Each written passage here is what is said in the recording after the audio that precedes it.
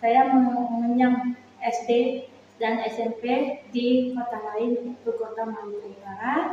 Kemudian SMA saya melanjutkan pendidikan SMA di SMA Muhammadiyah 7 Palembang. Kemudian itu dari situ saya melanjutkan ke STBA Metodis Palembang dengan jurusan bahasa Inggris. Lalu ketika saya sudah menyelesaikan pendidikan saya di STBA, kemudian saya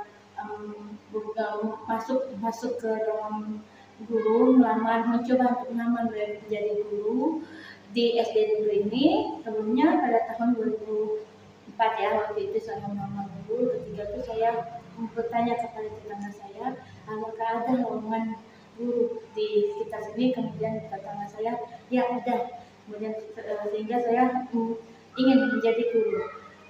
Alasan saya ingin menjadi guru pada saat itu ketika saya masih duduk di SMA ya, waktu itu saya mengikuti kursus bahasa Inggris di sebuah kursus di Kota Palembang, dan kami mengadakan praktek mengajar tentang bahasa Inggris.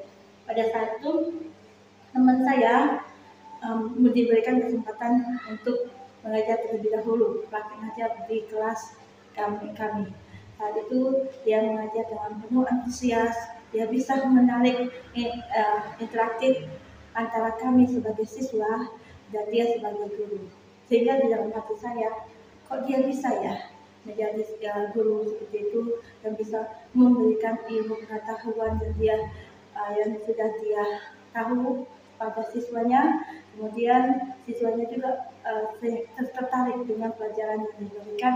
Dia memberikan sebuah pelajaran yang menyenangkan, dan ketika itu saya terbesit dalam hati, dia bisa menjadi guru seperti itu, kok saya tidak bisa ya. Dari situ saya mulai mencintai profesi guru.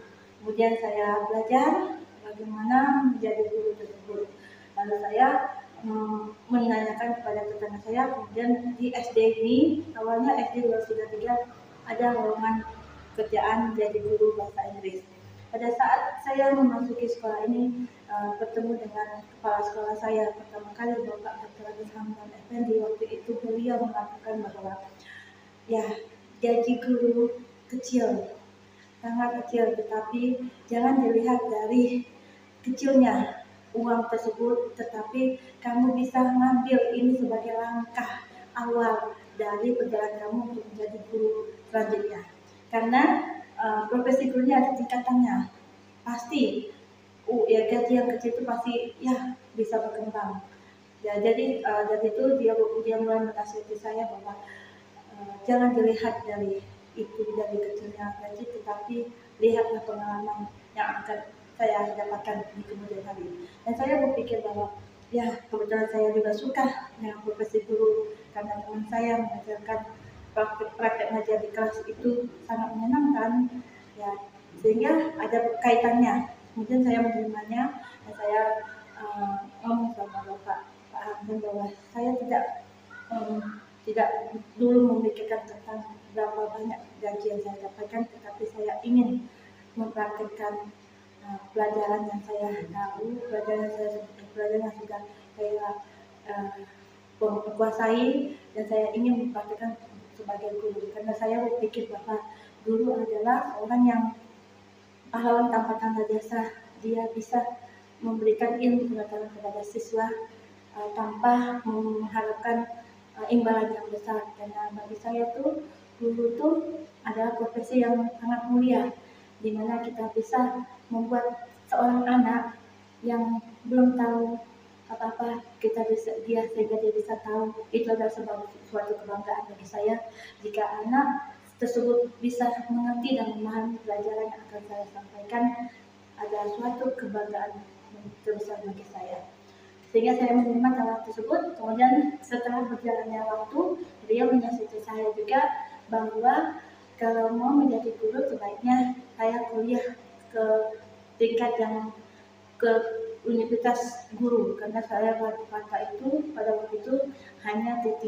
Kemudian saya melanjutkan pendidikan saya di Universitas PGRI dengan masih mengambil jurusan bahasa Inggris. Dan kemudian saya sambil kuliah sambil mengajar bahasa Inggris, dan sangat menyenangkan ya bertemu dengan siswa-siswa ketika saya masuk dalam kelas, bertemu dengan siswa, mereka sangat ceria ketika kita masuk karena saya memberikan pelajaran bahasa Inggris pada waktu itu dari kelas 1 sampai kelas 6. Kemudian ketika saya memberikan pelajaran ke kelas 1, kelas 2, perlakuannya berbeda setiap kelas untuk pemberian pelajaran bahasa Inggris, karena saya pikir kelas 1, kelas 2, kelas 3 itu masih kelas yang rendah ya.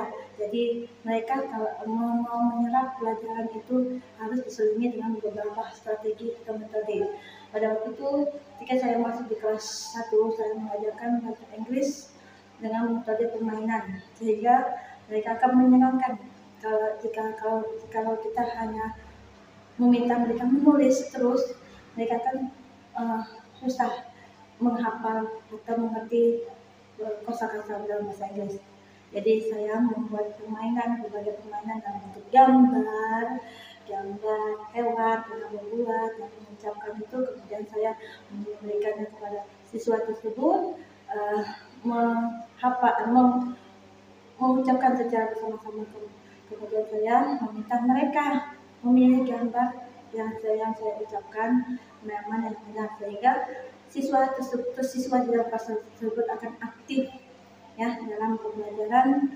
Ya, bagi saya ketika saya sudah selesai mengajarkan pelajaran tersebut, pada akhir pelajaran mereka sudah bisa melafalkan dan mengucapkan serta menghafalkan kosakata bahasa Inggris. Itu adalah suatu kebanggaan bahwa alhamdulillah pelajaran yang saya sampaikan hari ini mereka insya Allah masih selalu ingat dan bisa mengucapkannya dalam bahasa Inggris.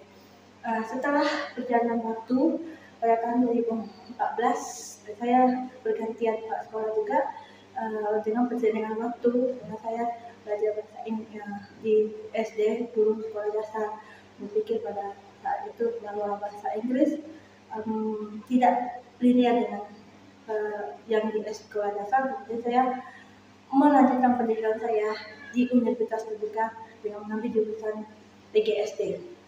Sambil itu alhamdulillah saat itu ya yang saya tidak pikirkan tentang gaji saya alhamdulillah sudah meningkat.